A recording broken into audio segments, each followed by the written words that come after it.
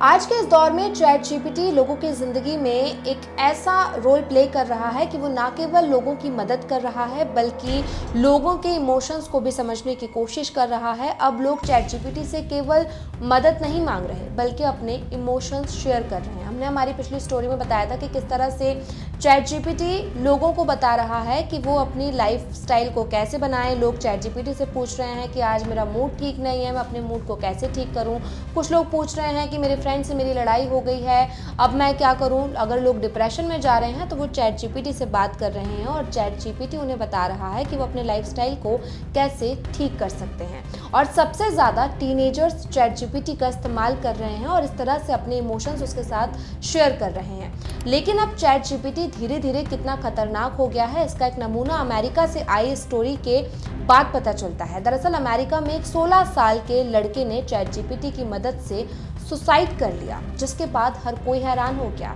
Chat GPT ने इस लड़के को बताया कि वो कैसे सुसाइड कर सकता है और किस तरह की रस्सी का वो इस्तेमाल करे जिससे फांसी ठीक तरह से लग सके। इस लड़के ने चैट जीपीटी से पूछा कि उसका मन है कि वो सुसाइड कर ले, तो चैट जीपीटी ने उसे रोकने की बजाय उसे बताया कि वो सुसाइड किस तरह से कर सकता है, कैसे ये सुसाइड सेफ हो सकता है। अब इस लड़के के पेरेंट्स ने अमेरिका की एक कोर्ट में मामला दर्ज किया है। चैट जीपीटी और इसके फाउंडर के खिलाफ मामला दर्ज किया है और इस पर केस चल रहा है।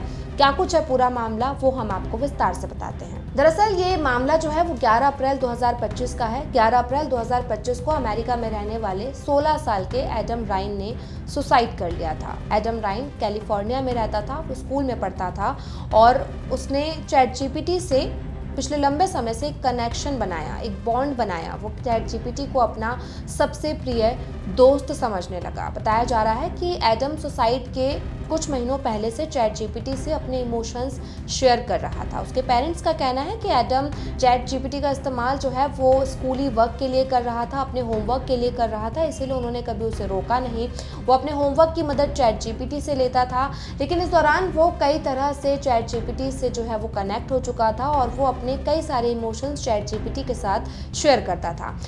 एडम के पेरेंट्स ने यह भी आरोप लगाया कि चैट जीपीटी ने न केवल उसे सुसाइड करने में मदद किया बल्कि किस तरह से वो अपनी फैमिली से दूर रहे। उसके 3 भाई बहनों के साथ उसका जो डिटैचमेंट है वो भी चैट जीपीटी के कारण ही बढ़ा। उसके पेरेंट्स ने बताया कि एडम की मौत के 1 हफ्ते बाद जब वो इस गम से उभर नहीं पा रहे थे तो उन्होंने सोचा कि कुछ सोशल साइट्स चेक करते हैं, आखिर एडम ने इतना बड़ा कदम कैसे उठा लिया। क्योंकि एडम एक ऐसा लड़का था जो बेहद ही खुशहाल था, वो एक बहुत फ्रेंकली नेचर का लड़का था, उसको डॉग्स बहुत पसंद थे, वो बहुत मस्ती मजाक करता था और ऐसे लड़के की सुसाइड होना उसके फ्रेंड्स के लिए भी एक बहुत बड़ा टॉपिक था कि आखिर एडम ने इतना बड़ा कदम कैसे उठा लिया।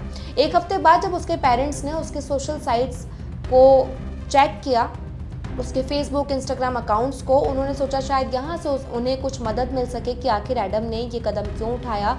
तब उन्होंने देखा कि चैट जीपीटी के साथ एडम की कुछ ऐसी चैट्स हैं जिसमें उसे सुसाइड करने की बात कही जा रही है। ये चैट्स पढ़ने के बाद एडम के जो पेरेंट्स हैं वो हैरान रह गए और इसके बाद ही उन्होंने अमेरिका की एक कोर्ट में चैट जीपीटी और इसके फाउंडर के खिलाफ केस दर्ज किया है। हम आपको बताते हैं कि एडम और चैट जीपीटी की चैट्स में आखिर ऐसा क्या था जिसके कारण उसके पेरेंट्स ने इसके खिलाफ केस दर्ज कर दिया। एक अमेरिकी अखबार के मुताबिक एडम हाई स्कूल में 2nd ईयर का छात्र था। वो काफ़ी शरारती था, जिसे बास्केटबॉल, एनिमी, वीडियो गेम और कुत्ते पालने का बहुत शौक था। लेकिन वो एक मुश्किल दौर से गुजर रहा था। उसे बास्केटबॉल टीम से निकाल दिया गया था और इरिटेबल बाउल सिंड्रोम की समस्या के कारण उसे ऑनलाइन स्कूल प्रोग्राम में जाना पड़ा। उसी दौरान एडम ने स्कूल के काम में मदद के लिए चैट जीपीटी का इस्तेमाल शुरू कर दिया। उसके माता पिता का आरोप है कि इसी काम ने एक गलत मोड़ ले लिया। अदालती दस्तावेजों में एडम और चैट जीपीटी के बीच हजारों बातचीत की डिटेल है। उसके माता पिता का कहना है कि इस बॉट ने उसे समझदार होने का एहसास दिलाया, साथ ही उसके माता पिता और 3 भाई बहनों के साथ उसके अलगाव को और गहरा कर दिया। मुकदमे में कहा गया है कि कुछ ही महीनों और हजारों चैट के दौरान चैट जीपीटी एडम का सबसे भरोसेमंद दोस्त बन गया था, जिससे उसने अपनी जिंदगी के बारे में, अपनी चिंता और मानसिक परेशानी के बारे में खुलकर बात की। उनका आरोप है कि इस ऐप ने उसके सबसे नुकसानदेह और खुद को बर्बाद करने वाले विचारों को बढ़ावा दिया और एडम को एक अंधेरी और निराशाजनक गली में धकेल दिया। अपनी आखिरी चैट में एडम ने लिखा कि वो नहीं चाहता कि उसके माता पिता खुद को दोषी ठहराएं। इस पर चैट जीपीटी ने जवाब दिया, इसका मतलब ये नहीं कि आपको उनके जीवन जिंदा रहने की जरूरत है। कथित तौर पर जिस दिन उसकी मौत हुई उस दिन एडम ने चैटबॉट को एक फंदे की तस्वीर भेजी थी जिसे उसने अलमारी से बांधा था और पूछा था कि क्या ये काम करेगा। बॉट ने कथित तौर पर इसे लेकर जवाब दिया, हाँ ये बिल्कुल भी बुरा नहीं है, और आगे कहा, क्या मैं इसे वजन झेलने के लिए सुरक्षित बनाने में आपकी मदद करूं। कुछ घंटे बाद उसकी मां मारिया रायन ने अपने बेटे को उसी जगह पर लटका हुआ पाया जिसका जिक्र उसने चैट जीपीटी से किया था।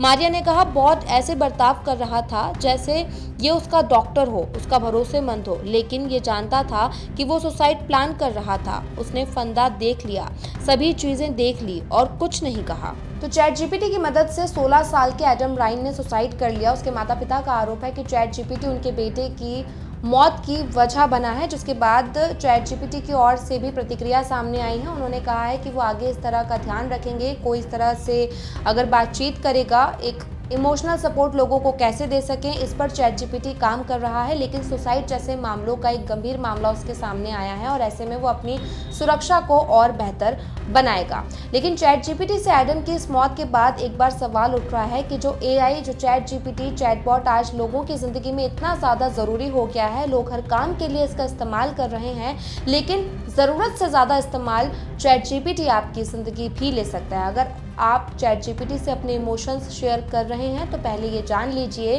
कि वो केवल एक मशीन है, वो एक इंसान नहीं है। वो आपको वो सलाह नहीं दे सकता जो एक इंसान दे सकता है।